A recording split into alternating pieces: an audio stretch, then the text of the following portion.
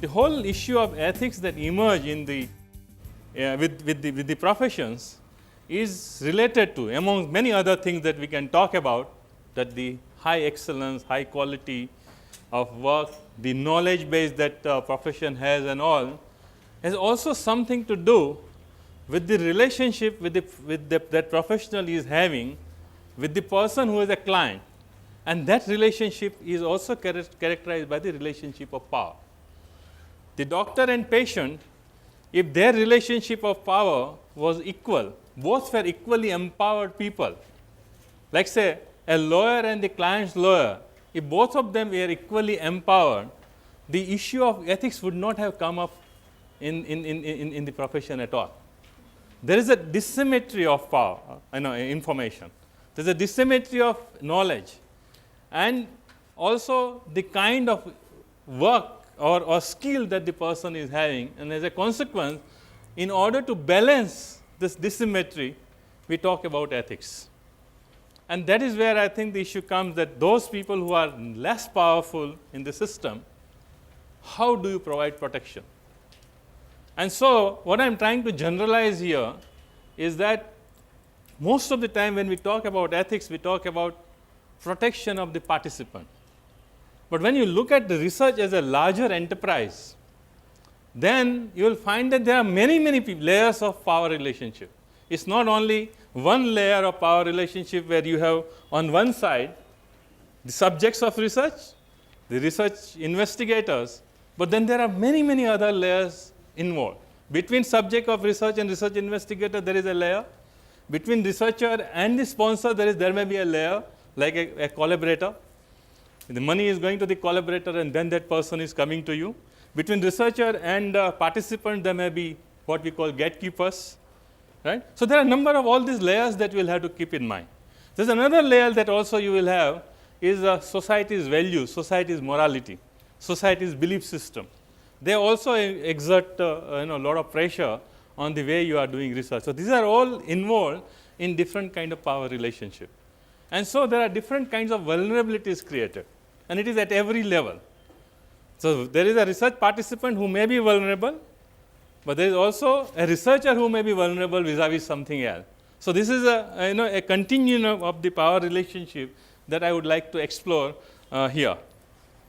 Here again I am just going to cover 4: power and power of research, parties involved in research and their relationships, sources of vulnerability, risk and risk minimization, stigma and vulnerability, because stigma we talk a lot, and this is a social science sessions, and since other sessions will not be dealing with it that much except tomorrow's session on culture, I thought I will also look at it. Research provides power, because you decide what to research, and we decide what to research, perhaps based on for what the money is available. Because I have been building institutions in different parts, particularly in Bombay, and every time we had a problem, that as a researcher we sit down and say, what are the priorities of this country to do research? And we say, these are the ones. And then we say, from where the money will come. And then suddenly we realize that we will have to change the priority. Another thing that comes, that yes, this is a good research to be done, how to sell that research idea to the donor agency. That means you have to slant the research to ensure that the donor agency buys it. So, these are the various kinds of things that you will see. So, what to research has an act and process of research that you are all discussing all the time about bioethics. Research setting, the place where the research takes place, what are the kind of power that provides, and parties and individuals involved in the research, what are the different individuals, and what is the outcome and the information that provides the power. Power relationship creates powerful people, less powerful people, or disempowered people, and the vulnerable people. And the vulnerability does not come only from the medical and biological conditions, it also comes from the social conditions. Only 5 years back, I remember attending one conference of INCLIN. There was in Trivandrum, and there was a presentation about issue of vulnerable groups coming from the clinicians who were doing a lot of clinical epidemiological research. And I was quite surprised at that time that the vulnerability was defined in terms of only biological and the medical vulnerability. And I think for long, medicine kept refusing that the social conditions can also produce vulnerability. We said, yes, pregnant woman is vulnerable, a nursing woman is vulnerable, a patient who is dying is vulnerable, patient who is unconscious is vulnerable. So, we have to take certain extra measures in order to protect them. But there was very little understanding of a black person is vulnerable, a minority is vulnerable, a lower caste is vulnerable, a woman in general is vulnerable. That means understanding the other dynamics of power like gender, caste, religion was not accepted by us. Like say when Tuskegee study comes out, one of the things that it shows is not only about how badly the research was done, but also the issue of racism. I mean you have all seen this film, and it comes out very strongly. In every controversy and every rights violation due to research, you will find some kind of social vulnerability being one of the major factor.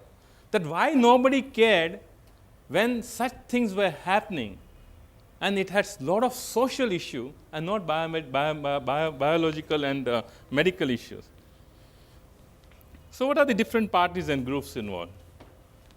This is a very well known but very old social scientist. In 1970s, he came out with this model that there are 4 major parties involved. There are more than that, but these are the 4 definitely around. You have participants and citizens, as I was talking to you. You have researchers and institutions, you have sponsors and funders, and you have gatekeepers. Read any ethical guidelines, whether it is CIOMS, whether it is Helsinki, or any of the social science guidelines or epidemiological guidelines. When you look at other factors in it, try to do an analysis of how the relationship among these 4 is explained there. Who is given what kind of power and what kind of responsibility with each other. And you will find that each new version that comes out shows that there is a shifting relationship among these 4. And that's how new guidelines are created. Shifting power relationship actually give rise to a new equation. You look at Helsinki. When it came out first in 1960s, it still had a very, very strong, what I would say, underpinning of paternalism. That yes, we have to do morally something good. Now, if you look at the latest one, you will find that it is a heavy dose of what we will call autonomy. There is a rights language, that understanding the rights of the participant is very, very important. The first one does not explicitly talks about the rights of the participant, but it says that these are your duties because you have to be good researcher. You have to be nice to them. You have certain responsibility because you are playing with their lives. Now they are saying that yes, those things are there, but also it is a right of the participant to expect certain things from you. And if you don't do it, you will be in trouble. You can be pulled up. There are laws which can work against you. There can be some kind of discredit coming to you and all. So power relationship is very, very important among these parties. Researchers and participants, as you know, this is very fundamental, so I won't go into much, but it is an unequal relationship. There has to be more understanding of rights of the participants, that up to what extent and how you can carry out the research. How are you going to explain when you are taking informed consent about the kind of research that you are doing? We were just discussing about discovery and invention. But I tell you, in last 5 years, in ethics committee, we had a major problem with the researchers to tell them that, yes, you use the word experiment. When you are doing trial, say that this is an experiment. They will not say that. This is a study. This is a research. But they will not say experiment, because once the experiment is translated in Indian language, they are in trouble. Because as soon as a patient, moderately educated, is told that yes, experiment is going on, he will immediately or she will immediately try to look at it more closely. So, most of the researchers would like to avoid that word, but that is what it is about. It has to be told like that. Research is a too general thing. A discovery is also research, and invention is also research. But now we know that there is a difference between these two, and there is a vast difference. So, I think thus kind of thing should be kept in mind. What kind of understanding of rights the participants are having? Do we have some method of telling them that this is what you must expect during the research process? We explain to them everything, but do we explain them rights? I mean, lawyers know very well that when somebody is arrested, the first job of the police is to tell those people that what are your rights. Do you have a right to remain silent? Do you have a right to call a lawyer? All those things are there. So, do we also have a responsibility towards them to explain them what are the basic rights? Otherwise, informed consent will become a defensive mechanism for the researchers rather than really a protective mechanism for the participants. So, this is where I think shifting of the power balance by empowering the less powerful with more information and understanding will bring about some kind of what I would call harmony or balance between these two.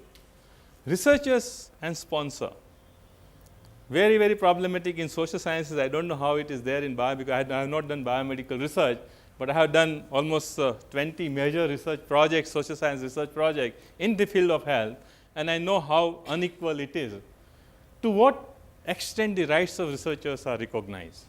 Most of the international guidelines, unfortunately, is not having very elaborate guidelines on this. I think that is where we need to concentrate. I think one area where as a nation of researchers that we need to have is some common guidelines amongst us that these are our rights vis-a-vis the sponsor. Are rights limited in terms of contracts? And this is another area, because as far as law is concerned, they are going to look at what is the legal contract that we have signed with them. And in legal contract is giving away all our rights, then very little they can do. Unless, of course, it is violating the larger fundamental or existing statute. But beyond that, it cannot do much. We need to have something which says that a contract of certain kind cannot be signed. Can you sign a contract saying that, well, you will not have a right to publish at all, whatever is the finding? The entire right of publishing is given away to the sponsor, and it is happening with the government contracts, government research. It is happening with United Nations agencies research, where they get work done from you, they take report, but say that the decision to publish or not to publish will be with them.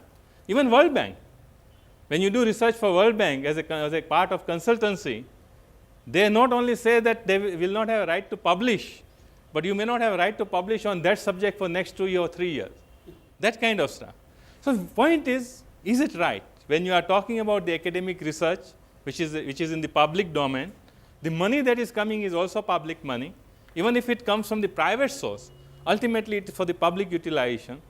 In that situation, are those kind of contracts really legitimate? I think we require some guidelines and some kind of a consensus within the research community, so that we can negotiate better with the sponsors who are more powerful than the researchers are. Who is the sponsor? That is very, very important. That is why you will find that it is compulsory that you have to disclose the source of your funding, so that people can make out that, whoa, those people who are supporting family planning, they are giving money, and you are coming out with all findings saying that every family who has adopted family planning has become really great as compared to those who did not. Then you can take it with a pinch of salt. If you are reading it, then you see the sponsor, you say, oh, this is what it is. But then you will find that in drug research, it is always pharmaceutical company which is sponsoring research. Is there a conflict of interest involved here? They are the ones who want to, they have the market, they want to market it, they want the drug to come out very fast. But we only look at the conflict of interest between researcher and the pharmaceutical company. That if researcher is getting a lot of money from the pharmaceutical company directly, then his judgment or her judgment may get clouded and may give better